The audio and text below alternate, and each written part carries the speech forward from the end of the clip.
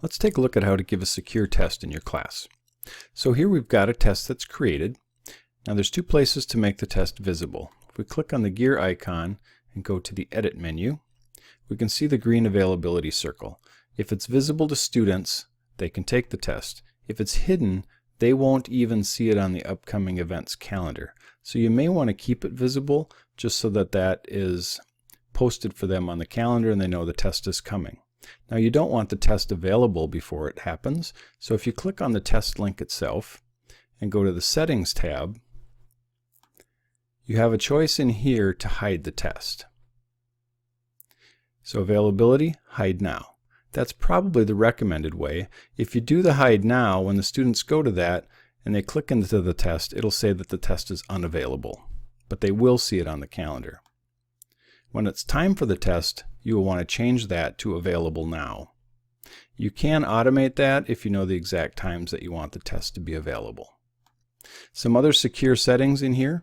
The most secure would be to have only one attempt at the test, and you can override that later, but that would be the most secure so the students can't leave the test and come back and take another attempt at it. Randomizing the order scrambles the order of the questions, makes it more difficult for students to cheat. The resumable piece, if you keep that at no, if a student leaves the test, they can't come back into the test without teacher permission. So it'll be less attractive for the student to go and try to Google an answer because the teacher will know they've left the test. View submissions, the most secure is to say no there because then the students would not see the correct answers before everybody has taken the test. Now of course if it's formative, you may want to choose some of these other options, but if it's just a high stakes summative test, these may be your best choices. And then save your changes. Again, when it's time for your test, you'll want to come back into your Settings tab, click the Availability option, and make the test available. Again, be sure you save your changes. Now, if you have multiple sections that are linked together, you will have to take care of this a little bit differently. So you can still make it available, however now it's available to all your sections at the same time. If we go in and edit this, we'll click the gear icon so we can edit our test settings. This may be collapsed the first time, and if it is, just click Select Sections to Customize, select them all, and then if you click away from it, it'll make that disappear. Now all the sections are available. We probably don't want that.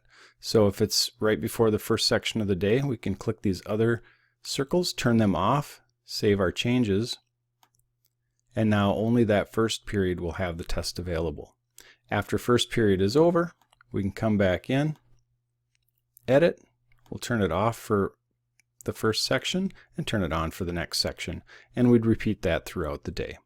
Now there's one other setting here that you may want to click. Comments are enabled by default. You may want to turn that off, otherwise students can pass comments to each other during the test. When the last section of the day is done, you can make that invisible to students here, or if you do want them to see their results, you can leave it visible so they can go back and review their test.